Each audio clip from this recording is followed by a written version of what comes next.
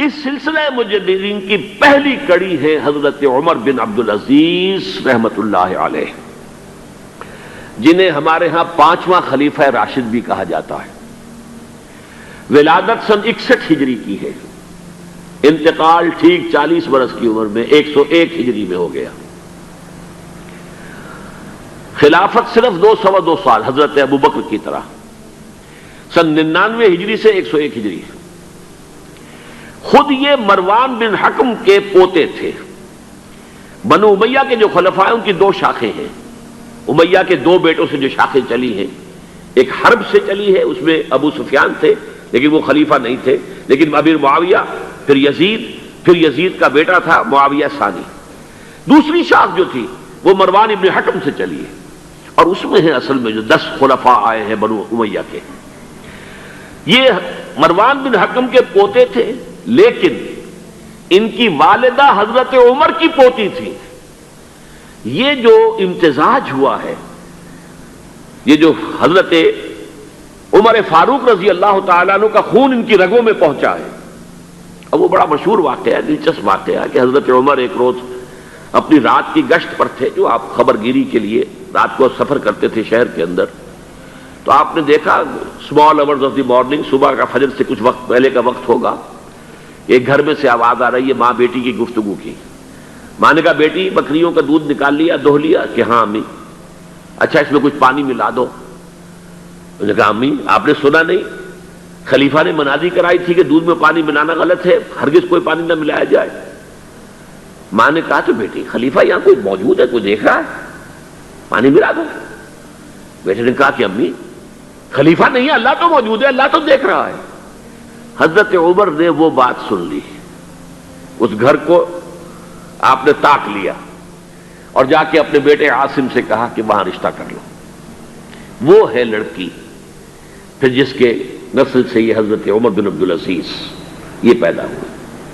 تو یہ در حقیقت پوتی ہے حضرت عمر فاروق کی، ان کی والدہ ام عاصم، اور یہ خود پوتے تھے مروان بن حکم کے۔ اور جو 8واں خلیفہ تھا بنو امیہ کا سلیمان، اس کی وصیت کے مطابق یہ خلافت ان کو ملی تھی۔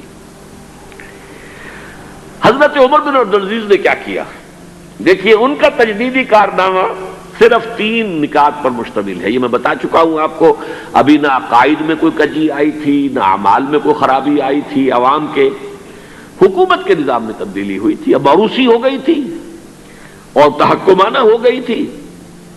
خلیفہ جو ہے وہ موروثی یا نامزد ہوتا تھا، اور یہ جاگیر بن گئی تھی اپنی ذاتی بیت المال۔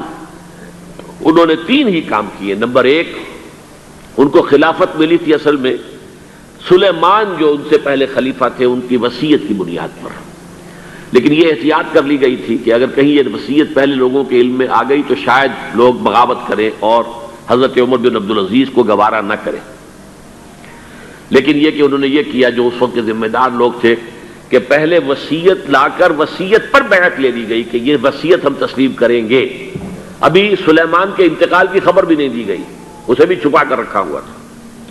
اس کے بعد وصیت کھولی گئی اور حضرت عمر بن عبدالعزیز، اور اعلان کیا گیا کہ سلیمان کا انتقال ہو گیا، تب لوگوں نے بیعت کر لی، کیونکہ بیعت تو کر چکے تھے، وصیت کی بیعت کر چکے تھے۔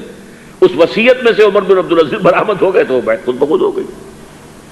لیکن انہوں نے جا کے اعلان کیا مجمع عام میں، لوگوں مجھ پر یہ خلافت کی ذمہ داری ڈال دی گئی ہے، بغیر مجھ سے پوچھے، بغیر میرے مشورے کے، بغیر میری خواہش کے، لیکن میں آپ کی گردنوں میں سے اپنی خلافت کے اس قلادے کو اتار کر پھینک دیتا ہوں۔ آپ جسے چاہیں اپنی آزاد مرضی سے مشورے سے خلیفہ بنا دیں۔ یہ پہلی اصلاح تھی، موروثیت ختم، نامزدگی ختم۔ اب اگر چاہتے ہیں آپ، اگر لوگوں کی رائے ہے ان کا مشورہ تو ٹھیک ہے۔ سب نے کہا بیک زبان ہم آپ پر راضی ہیں، ہم آپ ہی کو خلیفہ بنانا چاہتے ہیں۔ پہلی اصلاح تو یہ ہوگی۔ دوسرا کام یہ کیا، جتنی جاگیروں کے ڈاکومنٹس تھے، دستاویزات، وہ سب طلب کیے۔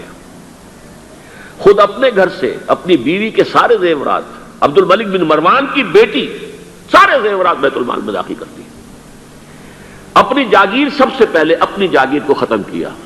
اس زمانے میں شریڈر تو تھے نہیں، مشین تو تھی نہیں، مسجد میں بیٹھے ہوئے تھے حضرت عمر بن عبدالعزیز، اور وہ ایک ایک وسیقہ لایا جاتا تھا اور وہ قینچی سے کاٹ کاٹ کے پھینک رہے تھے. بڑا طوفان مچ گیا بنو امیہ کے لوگوں کے اندر. یہ کیا ہو رہا ہے؟ ایک وفد بھی آیا کہ دیکھیے آپ اپنے سے پہلے لوگ جو کچھ انہوں نے کیا تھا آپ اب جو چاہیں آپ کریں، لیکن پہلے جن لوگوں نے جو کچھ کیا ہے اس کی نفی تو نہ کیجیے. حضرت عمر بن عبدالعزیز پوچھتے ہیں دیکھو اگر تمہارے پاس ایک فرمان ہو امیر معاویہ کا اور ایک ہو ان کے بعد کسی چوتھے پانچویں پشت کے اندر آنے والے کا، تو کس کے فرمان کو زیادہ اہمیت ہوگی؟ سب نے کہا امیر معاویہ کے فرمان کی زیادہ اہمیت ہوگی. تو فرمایا پھر میرے پاس فرمان جو ہے وہ امیر معاویہ سے بھی بہت پہلے کا ہے. میرے پاس اللہ کی کتاب ہے، قرآن ہے، میں اس کی منہ سے طے کر رہا ہوں. لہذا ہو جائے کم وقت میں، کوئی ناراض ہوتا تو ہو. ساری جاگیریں ختم کر دی.